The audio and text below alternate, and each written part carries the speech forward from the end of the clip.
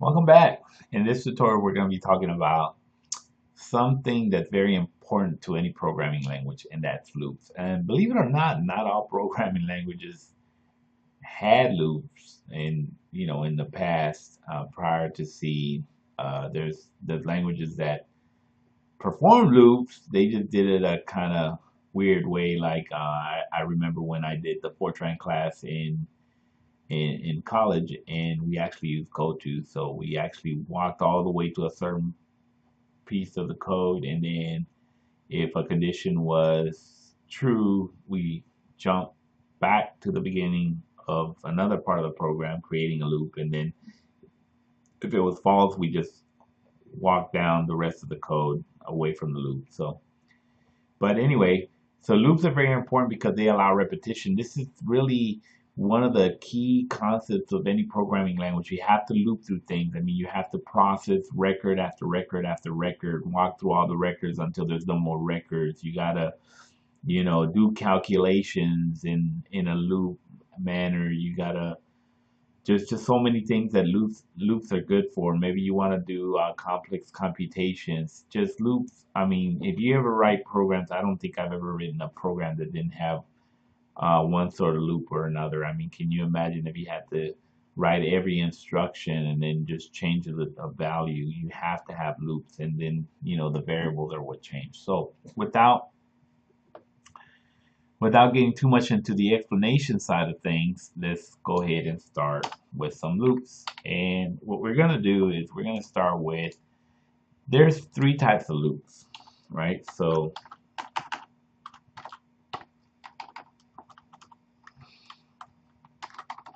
loops, there's three types of loops. You have a while loop, a do while loop, and a for. Those are your three types of loops in C. So let's start with the while loop. Let's say, for example, that we have something like this. We say int condition, call it condition, equals or check value, maybe because we're checking check value or something, equals, let's say 10. And the while loop is simply written like this. It's similar to the if statement. You notice I have to open and close parentheses, and then I have to have a conditional statement, a Boolean statement that will check for something. In this case, for example, let's just get I equals 0, and let's say while I is less than check value, we can say printf.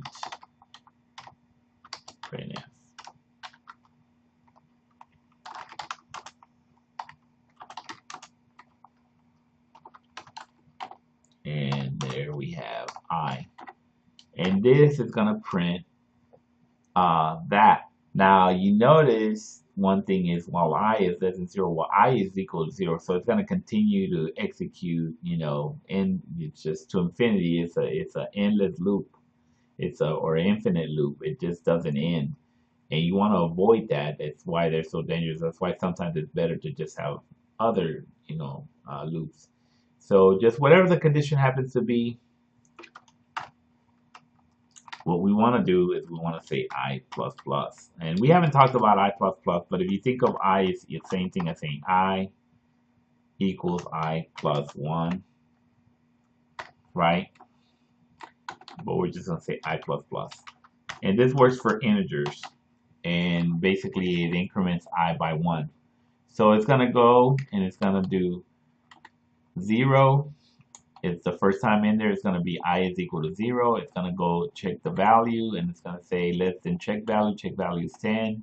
It's going to print the value of I is, and it's going to say 0. It's going to increment I by 1. So now it's 1. I less than check value. It's going to keep going. Print out 1. It's going to get to 9. It's going to do 9, and line is less than check value. So it's going to print that. Then it's going to say I plus plus. I is going to increment to 10. And then this statement is going to be false, because once I is equal to 10, then it breaks out of the loop. And it's only going to print first 10 values, but remember we start from 0, so it's going to go 0 through 9. So let's go ahead and run it. Oh, but I forgot my infamous return character, my escape new line feed. So let's try it again. So as you can see, we loop through there and it says value is I. Now with the loop, same thing. This should be familiar to you by now. You have an opening curly brace and a closing curly brace. And everything that's inside of that body will execute, well, unless you got some if statement or something like that. Okay, so you have that and it's going to execute. Now you can have a whole lot of other logic. This condition is just like the if statement. The condition can be combined. You can say and, I greater than, for example, -1 or something. I don't know. Or it could be some other condition totally unrelated, So, but remember that once this condition is false, it will not execute. So for example, if I set this to 10, it would never execute at all. So if I run it with that initialized, because 10 is not less than 10, so it will not execute. But once that condition is false, it breaks out of it. And so I could start it from anything I want. So if I say, for example, that it does only 1 through 9. And you can combine it just like your if statements. If you haven't seen the if statement tutorial, watch that, and same conditions apply. You could actually say something like, for example, and this will probably, and let's go ahead and run it. And look at that. I'm in an infinite loop because I'm saying while -1. So I stop it because I'm in an infinite loop. And it's same conditions apply just like they do for the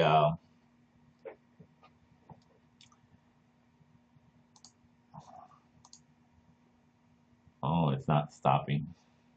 So stop already. I put it in an infinite loop and now I have to deal with this. I might have to refresh. So let's go ahead and do that. Let's save this. Let me copy it.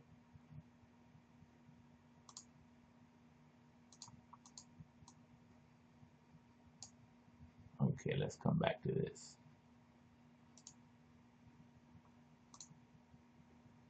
Let's refresh the page.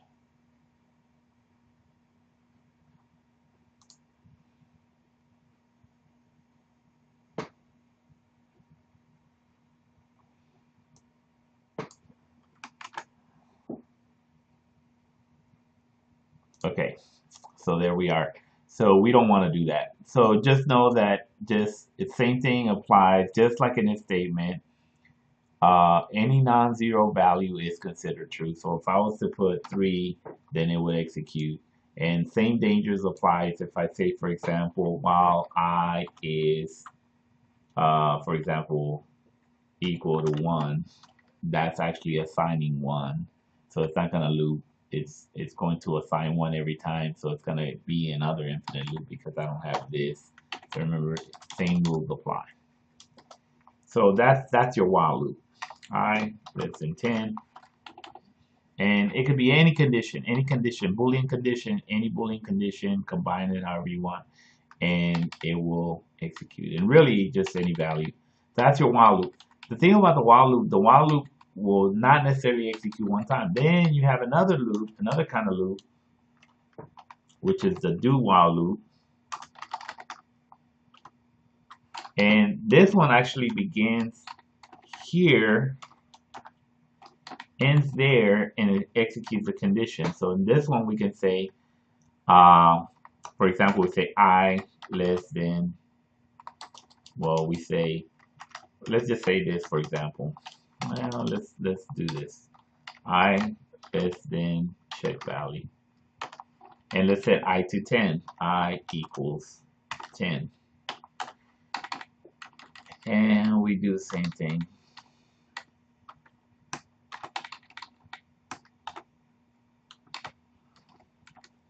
And so this one,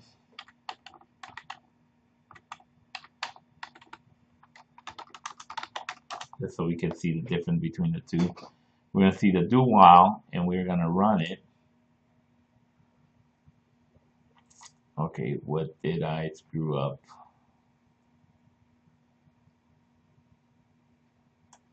So this tells us, this is a good way to see, this is 3, no, that's not right.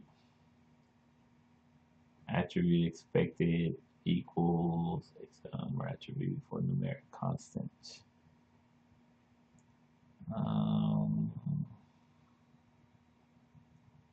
Printf, we have this, we have this. Let's get rid of this.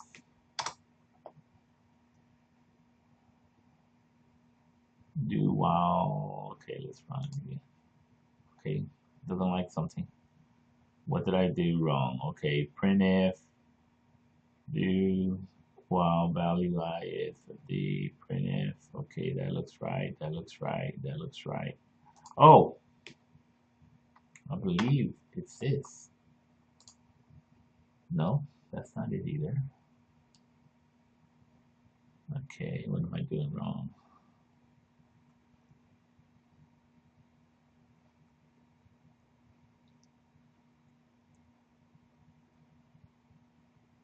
Three.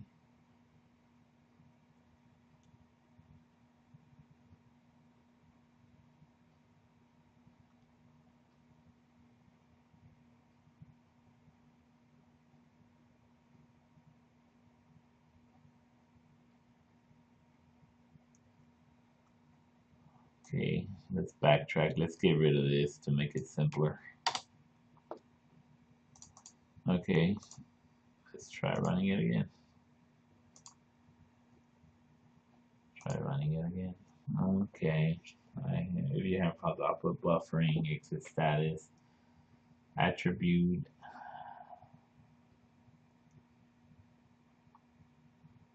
Doing something wrong. Okay, printf, that looks right. I is %d.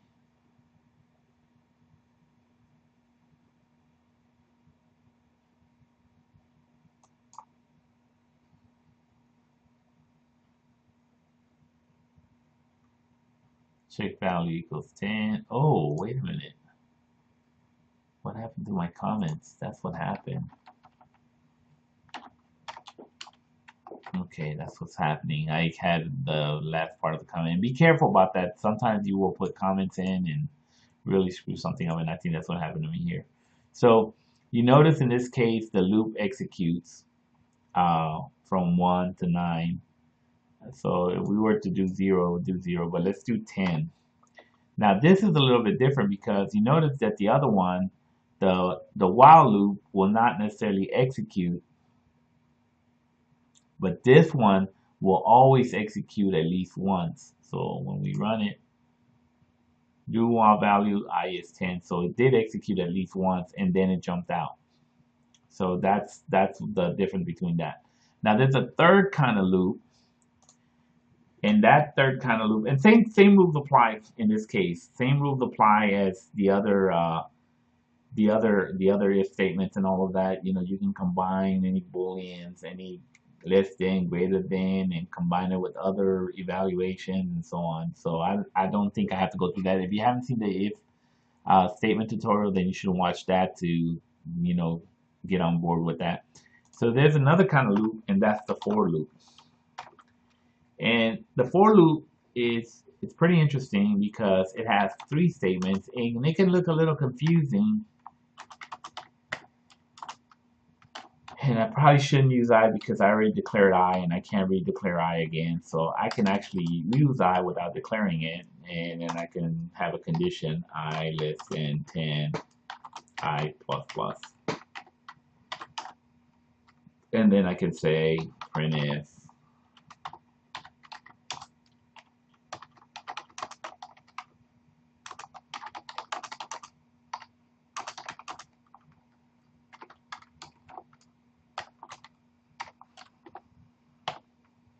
So now this one thing about the for loop, same thing applies. You have a for, you have this block, and this is a condition, and now you notice it has three statements separated by a semicolon. That's one statement.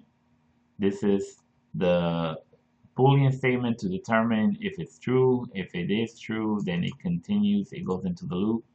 And this is an operation. Now you can actually get rid of this, for example, and it'll still execute as long as it has that semicolon there, but except you're not incrementing I. I could increment an I over here, and then it'll still work. Maybe not. Oh, that's not my problem. So it'll still work, but that's not normally how it's done. Normally how it's done, you actually put this here. Now, one thing about this for loop that you have to understand is this first statement gets executed only once. When it reaches this for loop, this gets executed just that one time. Now it doesn't get executed again. This gets executed after that through every iteration to check for the condition to see if it should go in the loop. And this gets executed every time to increment that. Now, you notice that, well, how can it be? Because I less than 9, but it hadn't incremented until it got here. So as long as it's I is 9, it executes and becomes 10. It doesn't check that condition until the next time that it comes around. So that's all you got to keep in mind. Now, one thing about these, you notice the body. One thing that I didn't mention, and this works for ifs, this works for fors, while loops, not do while, because while, I don't think it does. Not for do while, I don't think. You don't actually have to have the curly braces. You don't have to. It's just best practice that you do. Now, you can do this and do this. You can, well, let me back up a little bit. If I do this, it'll still work. Okay? For loop, right? It does the for loop logic. But if I was to do this,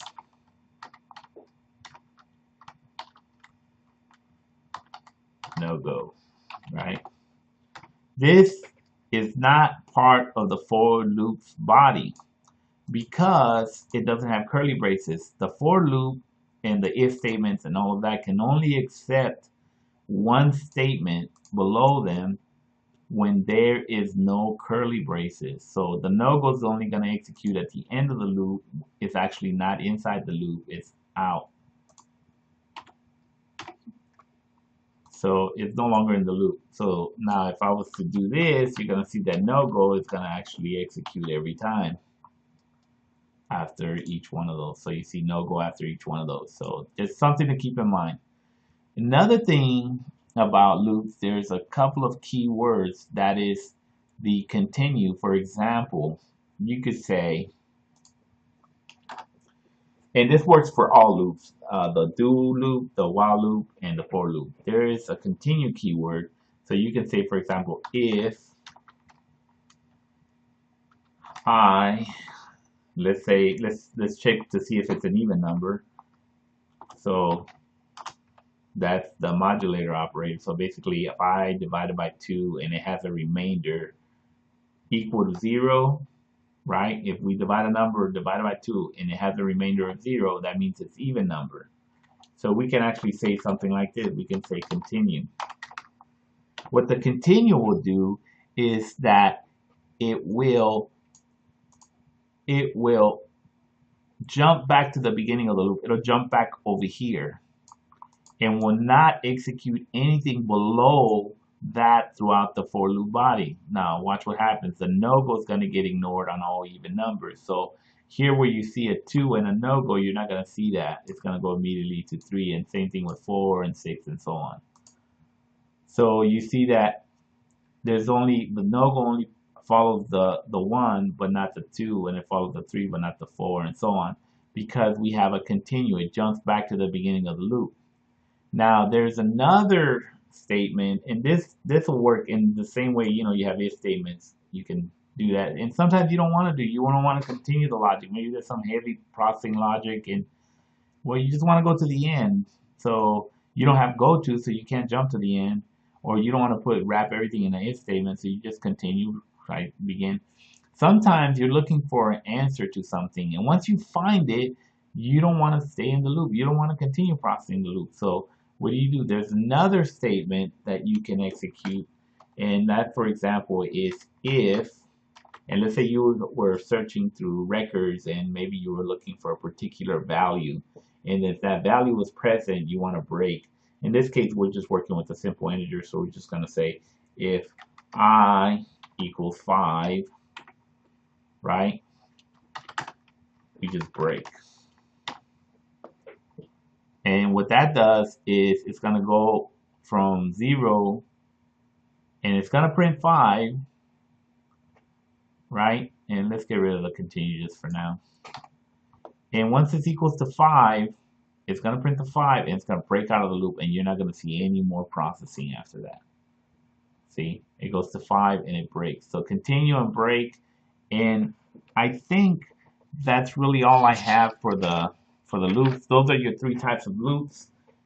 They're similar to if statements because they have to have a condition. I mean, you always have to have a condition when they break out of the loop. And keep in mind that you can call functions, you can do all sorts of stuff if you're within that block. We'll talk more about scope in future videos, but for now, we'll just leave that topic alone. Hopefully you got something out of this session regarding loops. It'll make you just that more powerful, and in the upcoming sessions, when we start talking about arrays, it's going to make it a lot easier to be able to discuss the loops and how they work and get into some algorithms. I'm not getting right now heavy into algorithms because I want to keep things simple and I want to just show the basic concepts, and these are the fundamentals, but we're going to revisit a lot of these with more advanced concepts in future videos. I hope you enjoyed it. If you did enjoy it and you think it's worthwhile, go ahead and hit the subscribe button, and until next time, thanks for watching.